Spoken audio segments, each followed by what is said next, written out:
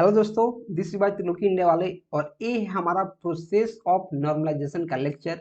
इसमें हम लोग जानेंगे नॉर्मलाइजेशन कितने होते हैं और कैसे हम उनको अचीव करते हैं। ठीक है, तो वीडियो हम लोग आगे बढ़ेंगे और जानेंगे इसके बारे में। तो देखिए, सबसे पहले मैं आपको नॉर्मलाइजेशन का एक डेफिनेशन बताता हूँ जो मैंने आपको पहले ही बताया हुआ है। आप यहाँ और अच्छा समझ पाएंगे। ठीक है, नॉर्मलाइजेशन में हम लोग क्या करते हैं, जो डुप्लीकेट डेटा रहता है उसको हम लोग रिमूव करने की कोशिश करते हैं। और नॉर्मलाइजेशन में क्या होता है कि सारा का सारा डुप्लीकेट जो डेटा है रिमूव तो नहीं हो सकता है, लेकिन उसको एकदम हम कम कर देते हैं। जो डुप्लीकेसी होता है उसको एकदम कर देते हैं कम। जो रिडंडेंसी होता है उसको क्या करते हैं, एकदम कम कर देते हैं। वही यहाँ लिखा है, normalization is the process of grouping attribute. Attribute को ग्रुप करना इनटू वेल स्ट्रक्चर्ड रिलेशन। एक वेल स्ट्रक्चर्ड रिलेशन में, वेल स्ट्रक्चर्ड टेबल में, रिलेशन मतलब क्या, table that contain minimum redundancy, जिसमें रिडंडेंसी बहुत कम हो। Redundancy means duplicacy of data, data का डुप्लीकेट होना बहुत कम हो। It focuses on characteristics of specific entities. ठीक है, एसेंस ऑफ नॉर्मलाइजेशन क्या है, नॉर्मलाइजेशन अचीव करने के लिए आपको क्या करना पड़ता है, हर एक रिलेशन को अलग अलग टेबल में रखना पड़ता है। मीन्स एक टेबल में एक टाइप के रिलेशन। ये मैंने आपको प्रीवियस वीडियो में इतना सब बताया हुआ है। अब मैं वीडियो में आगे बढ़ूंगा और आपको बताऊंगा इसके प्रोसेस के बारे में। तो सबसे पहले मैं मार्कर चेंज करता हूँ। और देखो, जो नॉर्मलाइजेशन होता है कितना टाइप होता है, मैंने आपको क्या बताया था, 6 टाइप का। First normal form, second normal form, third normal form, voice coded normal form, फिर फोर्थ नॉर्मल फॉर्म और फिर फिफ्थ नॉर्मल फॉर्म। लेकिन आपके एग्जाम में, यूनिवर्सिटी के एग्जाम में, गेट के एग्जाम में या फिर सेमेस्टर के एग्जाम में सिर्फ ये 4 ही पूछा जाता है, फर्स्ट सेकेंड थर्ड और वॉइस नॉर्मल कोड। ठीक है, अब देखो, कोई हमारे पास पहले से टेबल है, कोई पहले से क्या है, हमारे पास टेबल है। जैसे यहाँ कोई टेबल है, टेबल यहाँ है, पहले से कोई टेबल दिया है तो हम उसको मान रहे हैं कि क्या है, अननॉर्मलाइज है। मीन्स उसमें डुप्लीकेट डेटा है। पहले से कोई रिलेशन दे रहा है तो हम क्या मान रहे हैं कि उसमें कोई डुप्लीकेट डुप्लीकेट डाटा उसमें क्या है, प्रेजेंट है। प्रेजेंट है तो उसको हमें क्या करना पड़ेगा, फर्स्ट नॉर्मल में कन्वर्ट करना पड़ेगा कुछ डुप्लीकेसी को हटाने के लिए।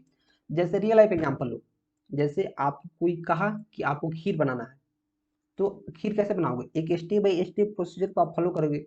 सबसे पहले आप दूध उबालोगे, फिर उसमें चावल डालोगे, फिर चावल जब पक जाएगा फिर चीनी डालोगे, फिर इलायची डालोगे, फिर उसको क्या करोगे, वहां से हटाओगे और ऊपर से उतारोगे गैस पर से। ठीक है, ऐसा नहीं ना है कि कच्चा दूध रहा उसी में चावल रख दिया, उसी में चीनी रख दिया और फटाक से गर्म कर दिया तो वो खीर नहीं बनेगा। वैसे नहीं होता है। किसी भी चीज को करने के लिए एक स्टेप बाई स्टेप प्रोसीजर को फॉलो करना होता है। वैसे ही टेबल में से सारा का सारा जो डुप्लीकेट डेटा होता है उसको रिमूव करने के लिए आपको पहले फर्स्ट नॉर्मल में कन्वर्ट करना पड़ेगा, फिर सेकेंड नॉर्मल में, फिर थर्ड नॉर्मल में, फिर वॉइस कोडेड में। ऐसे ही आप स्टेप बाय स्टेप जब एक नॉर्मल फॉर्म से दूसरे नॉर्मल फॉर्म में ले जाइएगा, तब हमारा जो डेटा डुप्लीकेसी है वो धीरे धीरे कम होगा। ठीक है, किसी एक में कम नहीं होगा। तो देखो, जो पहले से अननॉर्मलाइज्ड रिलेशन है, मीन्स ऐसा टेबल है जिसमें बहुत सारा डुप्लीकेट डेटा है, उसको फर्स्ट नॉर्मल फॉर्म में ले जाने के लिए हमें क्या करना पड़ता है, जितना रिपीटिंग ग्रुप होता है, जितना रिपीटिंग ग्रुप उसको हटाना पड़ता है, उसको इस टेबल से हटा देना पड़ता है। मीन्स जो मल्टी वैल्यूड एट्रीब्यूट है, मीन्स ऐसा एट्रीब्यूट जिसमें एक से ज्यादा क्या होता है, वैल्यू होता है। जैसे फोन नंबर, जितना भी मल्टी वैल्यूड एट्रीब्यूट है जिसका एक से ज्यादा वैल्यू है, अगर मैं अननॉर्मलाइज्ड टेबल में से, जो हमारा टेबल दिया है इसमें से मैं मल्टी वैल्यूड एट्रीब्यूट को अगर मैं रिमूव कर दूंगा तो वो हमारा जो टेबल है वो किस में हो जाएगा, फर्स्ट नॉर्मल फॉर्म में हो जाएगा। समझ आ रहा है, क्या समझना है आपको, कि पहले से कोई अगर टेबल दिया है तो हम मान रहे हैं कि उसमें डुप्लीकेट डेटा है और वो किस में है, अननॉर्मलाइज्ड रिलेशन में है। मीन्स अननॉर्मलाइज्ड टेबल है। अगर उसको मुझे फर्स्ट नॉर्मल फॉर्म में कन्वर्ट करना है तो मैं क्या करूंगा, उसमें जितने भी मल्टी वैल्यूड एट्रीब्यूट हैं या फिर जो रिपीटिंग ग्रुप हैं जो एक से ज़्यादा बार आए हैं उसको मैं क्या करूंगा, रिमूव करूंगा। जैसे ही मैं उसको रिमूव करूंगा तो हमारा वो टेबल किस में हो जाएगा, फर्स्ट नॉर्मल फॉर्म में। अभी आपको सिर्फ इतना समझना है, मैं प्रैक्टिकल एग्जाम्पल के थ्रू बताऊंगा तो आपको कंसेप्ट हमेशा के लिए क्लियर हो जाएगा। अभी भी आपको क्लियर हो गया होगा। तो मैं क्या करूंगा, मल्टी वैल्यूड एट्रीब्यूट भगा दूंगा, फिर मैं क्या करूंगा, अब फर्स्ट नॉर्मल फॉर्म में आ गया। अब फर्स्ट से अगर मुझे सेकेंड नॉर्मल फॉर्म में ले जाना है तो मैं क्या करूंगा, रिमूव पार्शियल डिपेंडेंसीज। जो पार्शियल डिपेंडेंसीज होता है मैं उसको रिमूव करूंगा। और पार्शियल डिपेंडेंसी क्या होता है मैं आपको आगे वीडियो में बताऊंगा। मैं अभी इतना बता रहा हूँ कि कोई जो एट्रीब्यूट है या फिर सेट ऑफ एट्रीब्यूट है उस पर कोई जो नॉन प्राइम एट्रीब्यूट है, नॉन प्राइम एट्रीब्यूट अगर उस पर पार्शियली डिपेंडेंट है, मीन्स पूरा का पूरा डिपेंडेंट नहीं है, पार्शियली डिपेंडेंट है, आधा डिपेंडेंट है उस पर, तो उसको क्या बोलेंगे पार्शियल डिपेंडेंसी, उसको क्या बोलेंगे पार्शियल डिपेंडेंसीज। जैसे हम यहाँ एक एग्जांपल लेते हैं, जैसे ए बी से डिराइव हो रहा है सी, और इसका मतलब ए बी दोनों फुल्ली हमारा क्या है, जो सी है फुल्ली डिपेंडेंट है किस पर, ए और बी पर, मीन्स ए और बी मिलेगा तो ही सी बनेगा। अब हम मान लेते हैं बी अकेले डिराइव कर दे रहा है डी को, मीन्स जो डी है वो सिर्फ बी से ही डिराइव हो जा रहा है, तो ये क्या है पार्शियल डिपेंडेंसी।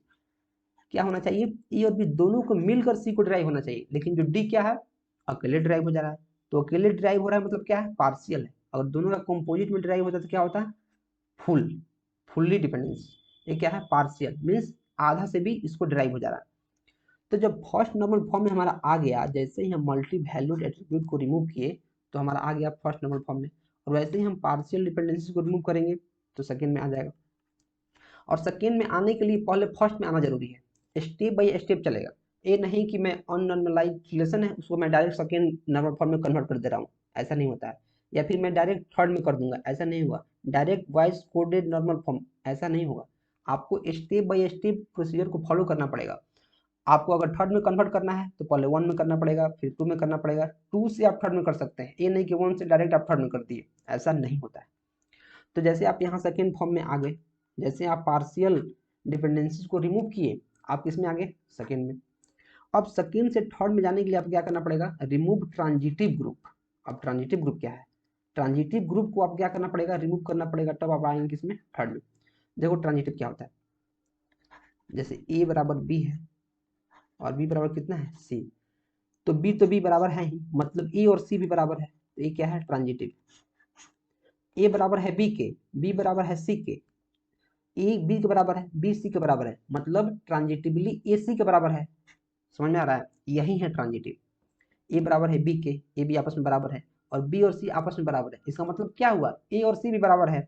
समझ में आ रहा है ना, ए और सी भी बराबर है, यही हमारा क्या है ट्रांजिटिव।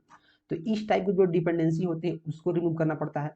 जब सेकेंड नॉर्मल फॉर्म से आप इस टाइप की जो डिपेंडेंसी होती है इसको रिमूव कर दीजिएगा तो थर्ड में आ जाएगा। फिर आप कुछ फंक्शनल डिपेंडेंसी होती है उसको रिमूव कर दीजिएगा तो वॉइस कोडेड नॉर्मल फॉर्म में आ जाएगा। हम लोग को सिर्फ इतना ही पढ़ना है, गेट के लिए, यूजीसी नेट के लिए और सेमेस्टर के लिए, बस इतना ही पढ़ना है। ये सब कहीं काम नहीं आने वाला है, इसको भगा देते हैं, ये काम नहीं आने वाला। तो अब हम वीडियो में आगे बढ़ेंगे और जानेंगे कोई जो टेबल है, कोई टेबल है उसको फर्स्ट नॉर्मल फॉर्म में कैसे कन्वर्ट करते हैं और ये बेसिकली होता क्या है। ठीक है, तो वीडियो हम आगे बढ़ेंगे। अगर वीडियो यहाँ तक समझ में आ रहा है तो प्लीज़ वीडियो को अभी लाइक कर दें और चैनल को सब्सक्राइब कर दें। और मैं तो कहूँगा यार आप शुरू से देखिए, जो हमारा DBMS का प्लेलिस्ट है, अगर आप उसको शुरू से देखते हैं तो इस बात की गारंटी दी जाती है कि आपको DBMS से प्यार हो जाएगा और आपको बहुत अच्छा समझ में आएगा। तो वीडियो हम आगे बढ़ेंगे और देखेंगे फर्स्ट नॉर्मल फॉर्म क्या लिखा है। ए रिलेशन, मैं सबसे पहले मार्कर थोड़ा सा चेंज कर लूँगा व्हाइट। ए रिलेशन आर, कोई रिलेशन आर है, is said to be in one NF, और तभी वन NF में उसको कहा जाएगा if there is no any multi valued attribute in R. जो रिलेशन है आर है, मान लेता हूँ अगर आर है टेबल, इसमें कोई भी मल्टी वैल्यूड एट्रीब्यूट नहीं होना चाहिए। अगर एक भी मल्टी वैल्यूड एट्रीब्यूट है तो क्या है वन NF में नहीं है, वो किस में है अननॉर्मलाइज्ड फॉर्म में। तो जैसे एक यहाँ टेबल दिया है, एक टेबल दिया है, ठीक है, रोल नंबर नेम कोर्स, इस टेबल का नाम मैं मानता हूँ स्टूडेंट टेबल है, और इसमें कोर्स का भी कुछ डिटेल दिया है। एक लड़का है कुणाल जो DBMS OS CN DSC SC बहुत सारे कोर्स को पढ़ता है, मीन्स क्या है जो कोर्स है मल्टी वैल्यूड एट्रीब्यूट है, बहुत सारे वैल्यूज में कंटेंट कर रहा है। वैसे ही लड़का है बिट्टू जो सिर्फ ऑपरेटिंग सिस्टम को पढ़ता है। वैसे ही लड़का है सुजल जो दो सब्जेक्ट को पढ़ता है, किसको DBMS को और DSC को, काफी इंपॉर्टेंट सब्जेक्ट है, इन दोनों को पढ़ रहा है। ठीक है, अब ये हमारा क्या है अननॉर्मलाइज्ड फॉर्म में, क्यों, क्योंकि यार यहाँ मल्टी वैल्यूड एट्रीब्यूट है। एक जो एट्रीब्यूट है कोर्स, ये बहुत सारे वैल्यू को कंटेन कर रहा है, तो क्या है मल्टी वैल्यूड एट्रीब्यूट है। तो इसको नॉर्मलाइज करने के लिए वन NF में कन्वर्ट करने के लिए हमारे पास अभी दो तरीका दिख रहा है। मैं क्या करूंगा, इस सबको अलग अलग कॉलम में कर दूंगा और अलग अलग रो में कर दूंगा, या मैं सबको अलग अलग रो में कर देता हूँ या अलग अलग कॉलम में। तो मैं क्या करता हूँ, मैं पहले कर देता हूँ सबको अलग अलग रो में। मैं अलग अलग रो में करूँगा तो मैं क्या करूँगा, यहाँ रोल नंबर लिखूँगा, रोल नंबर, यहाँ इसका नेम लिखूँगा और यहाँ लिखूँगा कोर्स। तो रोल नंबर जो 1 है 1, इसका नाम क्या है, कुणाल, इसका कोर्स क्या है, DBMS। इसमें एक वैल्यू हो गया, मैं एक ही लिखूँगा। फिर रोल नंबर क्या है, इसका 1 ही है, फिर क्या है, कुणाल, फिर कोर्स क्या लिया है, OS। इसका फिर रोल नंबर 1, फिर रोल नंबर नाम क्या है, कुणाल, फिर कोर्स क्या है, CN, फिर रोल नंबर 1, फिर इसका नाम क्या है, कुणाल, फिर इसका कोर्स क्या है, DSC, फिर रोल नंबर क्या है 1, इसका नाम क्या है, कुणाल, फिर कोर्स क्या है, SC। अब आप देख रहे हो कि यहाँ क्या था कि मल्टी वैल्यूड तो है ही। अब मैं यहाँ क्या कर रहा हूँ कि इसको अलग अलग कर रहा हूँ ताकि मल्टी वैल्यूड एट्रीब्यूट जो हमारा है वो खत्म हो जाए और सब में एक एक वैल्यू आ जाए। तो एक एक वैल्यू तो आ गया, लेकिन आपको देख रहे अनवांटेड कितना टाइम लग रहा है, कितना जगह लग रहा है। और इसके अलावा जो रोल नंबर हमारा यहाँ प्राइमरी की है, प्राइमरी की, क्योंकि रोल नंबर सबका यूनिक होता है, तो यहाँ तो प्राइमरी की का जो रूल है उसी को वायलेट कर दिया। ये डुप्लीकेट डेटा और आ गया, इस 5 बार आ गया ये तो मतलब टेबल और दिक्कत हो गया, ये और दिक्कत कर दिया। वैसे ही मुझे यहाँ रोल नंबर 2 का B2 लिखना पड़ेगा, B2 का, वैसे ही सुएल का लिखना पड़ेगा। तो बहुत सारा हमारा स्पेस यहाँ वेस्ट हो रहा, बहुत सारा टाइम वेस्ट होगा। और साथ ही साथ प्राइमरी की का जो रूल है कि प्राइमरी की यूनिक होना चाहिए उसको वायलेट कर दिया। क्यों? क्योंकि यार यहाँ जो प्राइमरी की है एक 5 बार आ गया है, 5 बार डुप्लीकेट हो गया, ये तो दिक्कत हो गया। एक क्या हो गया, दिक्कत हो गया। ये मैंने इसको रो के थ्रू बनाया है तो दिक्कत हो गया। अब मैं क्या करूँगा, कॉलम के थ्रू बनाऊंगा। तो देखो मैं इसको पहले रिमूव करता हूँ, आप इसको लिख लो कहीं, मैं इसको रिमूव करूंगा, ठीक है। अब मैं क्या करता हूँ, इसको कॉलम में कन्वर्ट करने की कोशिश करता हूँ। तो मैं क्या करूँगा, यहाँ जैसे मैंने यहाँ रोल नंबर रखा, रोल नंबर, अब मैं यहाँ नेम रख रहा हूँ। अब मैं यहाँ कोर्स, जैसे course 1, course 2, course 3, course 4, course 5, मैं बहुत सारे यहाँ टेबल बनाऊंगा, बहुत सारा मैं क्या कर रहा हूँ, टेबल बना रहा हूँ। अब देखो रोल नंबर 1 है, 2 है, 3 है, 3 है। रोल नंबर 1 में क्या है, कुणाल है। रोल नंबर 2 में क्या है, B2 है। रोल नंबर 3 में क्या है, सुजल है। कोर्स 1 में से क्या लिया है, DBMS, फिर क्या लिखा है, OS, फिर क्या लिया है, CN, फिर क्या लिया है, DSC, फिर क्या लिया है, SC। ये क्या लिया है, सिर्फ OS लिया है। एक क्या लिया है, DBMS लिया है, और क्या लिया है, DSC लिया है। तो इसमें क्या प्रॉब्लम है, इसमें तो डुप्लीकेट डाटा यहाँ नहीं हो रहा है, लेकिन जो कोई कैंडिडेट है, देखो सारा का सारा जो कैंडिडेट है इसको तो लिखना ही पड़ रहा है, प्लस ये 5 सब्जेक्ट लिया है तो इसके लिए 5 बनाए हैं, और जो B2 1 सब्जेक्ट लिया है इसके लिए भी मुझे 5 खाली स्थान बनाना पड़ रहा है। इसके लिए मुझे क्या करना पड़ रहा है, इसके लिए भी जो 5 स्पेस है, 4 स्पेस ये वेस्ट हो रहा है, और सुजल के लिए यहाँ 3 स्पेस वेस्ट हो रहा है। वैसे ही अगर बहुत सारा डेटा रहेगा तो सारा का सारा हमें डेटा यहाँ लिखना पड़ेगा, जैसे कुणाल, DBMS, अगर इसका एड्रेस है, इसका फोन नंबर है, इसका और कुछ भी डिटेल्स है, तो सारा का सारा लिखना पड़ेगा, और साथ ही साथ और भी बहुत सारा स्पेस यहाँ वेस्ट करना पड़ेगा। आपको दिख रहा है, इसके लिए 5 मैंने बनाया है, 5, सारा का सारा क्या है, स्पेस वेस्ट हो रहा है। तो ये भी बेस्ट तरीका नहीं है, ये भी क्या है, बेस्ट तरीका नहीं है। और आप याद रखो, मैंने आपको पहले नॉर्मलाइजेशन के इंट्रोडक्शन वीडियो में क्या बताया है कि जब इस टाइप का रहता है तो नॉर्मल फॉर्म में कन्वर्ट करने के लिए हम टेबल को अलग अलग पार्ट में बांट देते हैं। जैसे नेम और रोल नंबर स्टूडेंट टेबल का पार्ट है, स्टूडेंट, और जो कोर्स है कोर्स टेबल का पार्ट है। इसमें मैं क्या करूँगा, बांट दूंगा, इसको अलग कर दूंगा। अलग करने से क्या होगा, हमारा प्राइमरी की वायलेट नहीं होगा, हमारा जो एक टेबल है यहाँ से जो डुप्लीकेसी है, इस टेबल में से डुप्लीकेसी भाग जाएगा, इस टेबल में से क्या है, डुप्लीकेसी हमारा भाग जाएगा, और डुप्लीकेसी भाग जाएगा मतलब क्या है, फर्स्ट नॉर्मल फॉर्म में आ गया। तो मैं चलूंगा नेक्स्ट स्लाइड में और आपको बताऊंगा इसका कैसे कन्वर्ट करते हैं, ठीक है।